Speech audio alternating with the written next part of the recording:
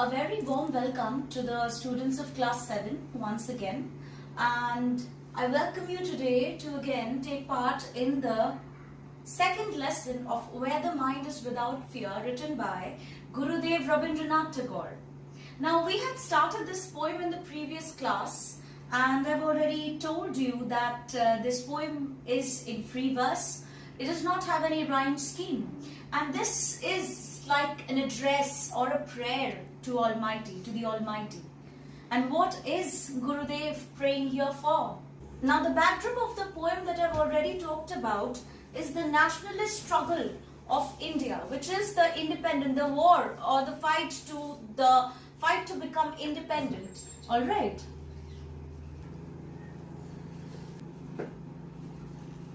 Okay, so it was India's fight to independence or freedom.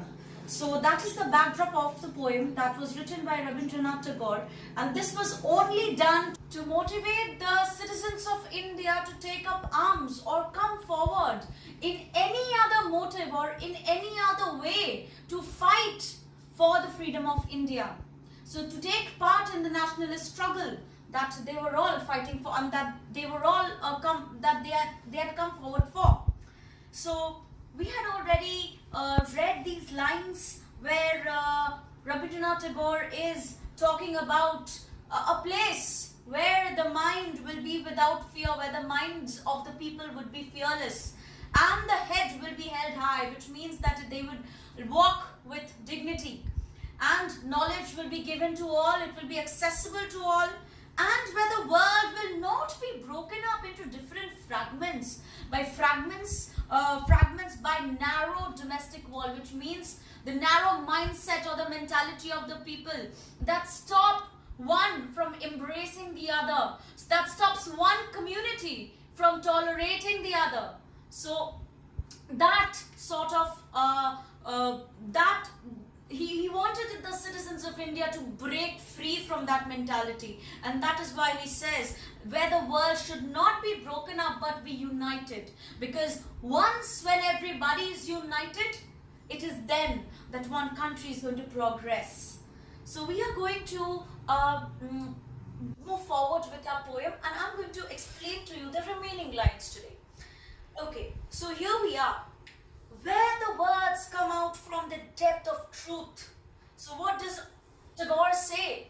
He wants the citizens of India to live in a place where honesty prevails, where there are no corrupt people living, there's no corruption at all, where there is no hypocrisy in the minds of the people, there are no bad intentions, where people are only going to speak whatever they speak. They are supposed to be from deep inside of their hearts, from the core of their hearts, and truth should come out and no more lies should be there. So they have to speak from the depths of their hearts with good intentions. There should not be any superficiality. People are not going to be fake at all. They are going to just be true to their identities, true to their form. Whoever they are inside, that should come out. There should be that inside and out. And what else? Let us move forward. When tireless striving stretches its arm towards perfection. Such beautiful lines written by Gurudev himself. Tireless striving stretches its arms. By the look of it, children, we understand this is a personification. Okay, so a figure of speech that is used here is personification. Okay, so tireless striving. When you strive, when you effortlessly, you put so much effort that you feel tireless. When you have a passion, when you want to reach towards a goal, you don't become tired at all because you want to reach your goal. That's your passion. Alright, so you work tirelessly to achieve that. So tireless striving, which also means it's hard work. Okay. People in the country should not be lazy. If they be lazy, then the progress will not occur. And what Gurudev says out here, tireless striving, he compares it to a person. He gives hard work a human quality, and that is stretching its arms. Only should be such that it always reaches to perfection. Yes, we cannot be perfect always, but we can be near to it, we can be close to it, we can work towards it. Even sanitizers do not kill germs 100%. Every sanitizer bottle you might see nowadays, it has 99.9% germs to be killed. So what are we? We are humans. We might have errors. We have to believe in that. But then also, we should work hard and tirelessly be near to perfection. So hard work should be such that it's like it is reaching, it wants to reach towards perfection. It is stretching its arms. Such a beautiful line that he has explained out here. People of the country should work hard in such a manner, should be tirelessly working and not lazing out and just not be couch potatoes and just be against the wall and not raise up their voices. They shouldn't be like that, you know. Even Mahatma Gandhi said, what is more important? I remember this incident from his life. I had read about it as well. I know most of you might be knowing because we had already gone through these incidents the previous year. There was this incident where he was thrown out of a train in South Africa. When I read that story, at the end it taught me it is so important to have a voice, and that started out a movement in Mahatma Gandhi himself. And even Mahatma Gandhi himself, being a contemporary, or maybe he came a bit later than Tagore himself, the title of Mahatma has been given none other than Gurudev Rabindranath Tagore himself. So even he had the same opinion as many of the freedom fighters. There should be a voice, and they have always worked to motivate people to at least raise your voice against it, against atrocities that happen. And that's why he says, tireless striving stretches its arms towards perfection. Hard work should be such. People should not be just stones, they should not be just walls, but they should be lively people, questioning and raising their voices. And that is how you can reach towards perfection. The next line says, where the clear stream of reason has not lost its way into the dreary desert sand of dead habit. Now these lines are a personal favorite, children. Where the clear stream of reason, Rabindranath Tagore has compared reason to be like a clear stream. Reason meaning rationality. He expects people to be rational. Whenever they have to discuss something, they have to explain something, there should always be reasons given, proper reasons. Alright, they should be rational. Rationality should prevail in their minds. And it is like a clear stream. A clear stream, what happens, children? It flows. It's got a very smooth flow. That should be there. Like a clear stream of reason. Has not lost its way. A clear stream does not lose its way. It's perennial the way round. Entire year there's water. There's proper water there. And it quenches the thirst of the people who live around the clear stream. Right? So, the clear stream, it never loses its way into the desert sand. Okay? Where there is no rainfall, where it is arid, where it is dry. And he has also compared dreary desert sand with that of dead habit. What's dead habit? The fact that you become robotic, that you become monotonous, that you become habituated with something, with purposeless action. Purposeless action out here.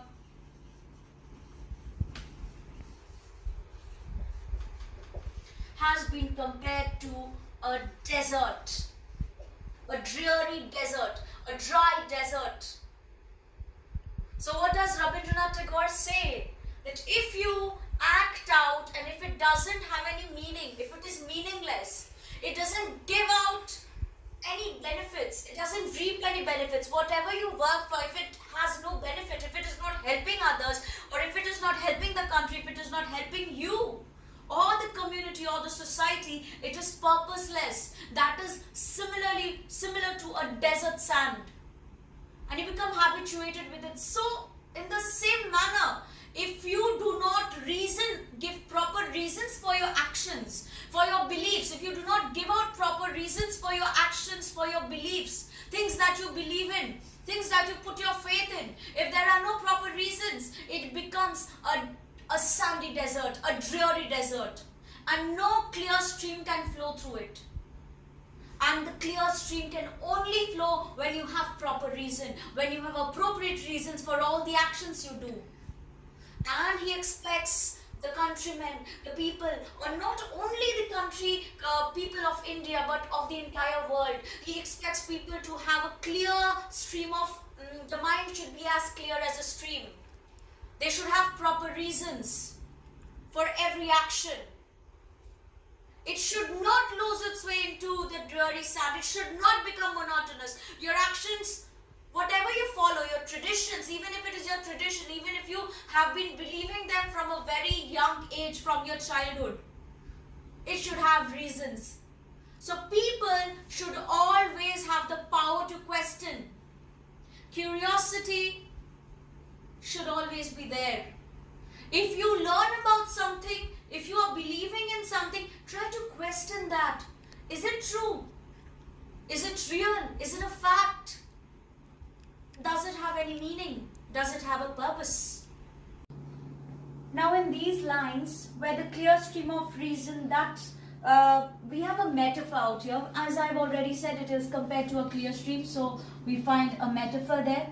Now in the next lines, dreary desert sand of dead habit. There is an alliteration and a metaphor again, because it is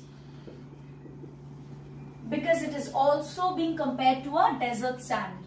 Alright, your dead habits or baseless, purposeless actions, they are also compared to a desert sand, so it's a metaphor. So there is an alliteration and the metaphor.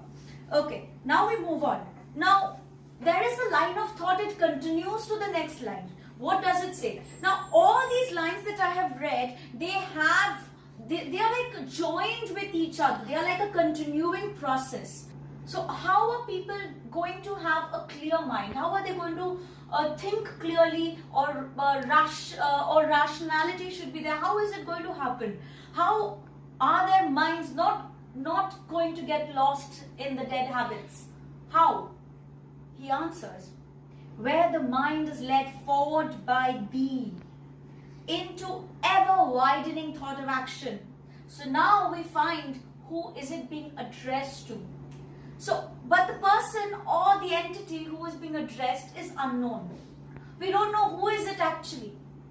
Where the mind is led forward, the mind has to be led forward by someone, by thee.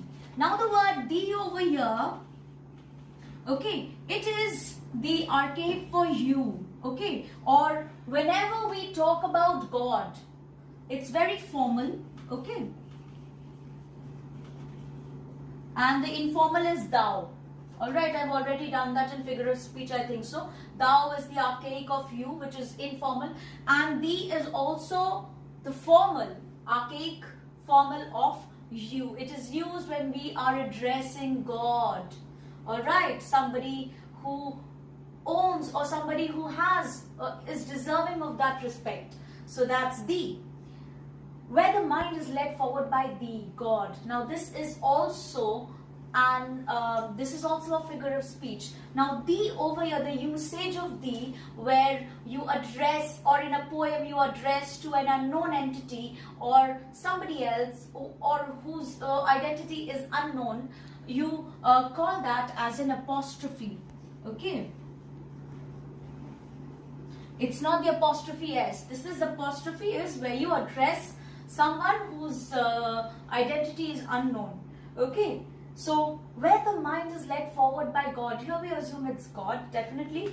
B, into ever widening thought and action. Ever widening means broad-minded ways. So your actions, it should always be progressive. One should be broad-minded. And once when you are led forward by God, when you take part in God's plans for you, when you know that what plans God has for you are good, when you know that, you have a broad-minded mentality. You become progressive. Your thought becomes progressive and your actions are definitely progressive. So there is a match between your actions and your thought. So your mind needs to be where the mind is only led forward by God Almighty, and man is not just relying on his own actions, but is at par with the Creator himself. Into that heaven of freedom, my Father, let my country awake. Now there is, in these two lines, in the last line of the poem, is like the culmination of all the thoughts presented. All the wheres, they find their place. They come ended. They end into this conclusion. They come into this conclusion. First, we have this question in mind. What is the where that he's talking about? Now, where does he feel? Where is that? Where is the place that Rabindranath Tagore is dreamt of? And that place is the heaven of freedom. No other place other than a heaven that only has freedom can best describe all the thoughts that he had in his mind. So he wants his people to have the best experience, and that can be experienced only in a heaven where freedom is abundant. Into that heaven of freedom, my Father. So here we know who he addresses the poem to, God the Father. He perceives God to be like a father who takes all the children, all his children, all those who believe in him under his care. He embraces each one of those children. So into that heaven of freedom that the Father has, let my country awake. Let my country sleeping now. Let them awake into that heaven of freedom. Now, let my country awake. That is a personification. Okay? So, it ends into the main clause. All the other thoughts that has preceded before this concluding line, those all are subordinate clauses. Okay? And only this one is like the main clause. It's like a full sentence. Alright. So here, that is what he talks about. He dreams of a country which is abundant in freedom. It is so abundant in freedom, it almost seems like he's in heaven. The people are in heaven. Now that is what Gurudev dreams about, his people to be in a place which is abundant in freedom, where the above conditions that he mentions are not there. There is no darkness, there is no ignorance. Knowledge is accessible to everybody. People are thinking rationally. Their actions are not purposeless, it's not baseless. They're not making each other work only for the sake of working, but they have a definite goal in mind. Where people are always working hard, they're not shirking away from work. And they are working towards reaching perfection, if not being perfect, at least being close to perfection. Where the world is not broken up but united, where there is no discrimination, and where people are all the people are walking in dignity. Their head is held up high. People are not discriminated because of their status. Their shoulders are not stooping low. They are not being downtrodden. They are not being trampled by people who have the power in their hands. But where everybody is equal. This poem had been written during those times when India was in need of that light of freedom from the British rule. But this poem is very relevant nowadays as well. Whenever I read the poem, a question always pops up in my mind, or it always comes in front of me. Have we entered into that heaven of freedom as dreamt by our Gurudev Rabindranath Tagore? Or maybe regularly we have been talking about things happening around, and we always ask ourselves, have we been able to reach towards perfection? Does every child have access to free education? Is every human being living in this country and the entire world, can they walk with their head held up high? Do they have dignity? Or are they just at the mercy of people who are at power? We ask this question to ourselves. Is every human being doing actions or performing actions that has meaning or that has purpose? Or are they still performing in such a way that it seems to be baseless, purposeless, only for the sake of fulfilling a few goals? Are we just doing that? We ask this question to ourselves. Do we have a clear mind? Do we support everything that we do with reasons?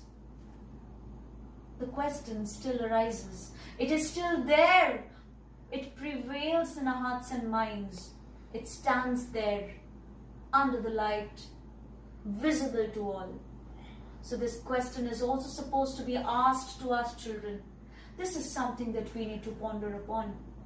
It was relevant then, it is relevant now, and this poem will be relevant in the years to come if we do not reach, if we are not progressive enough, if we do not reach to that perfection, if we do not meet up to the conditions as dreamt by Gurudev.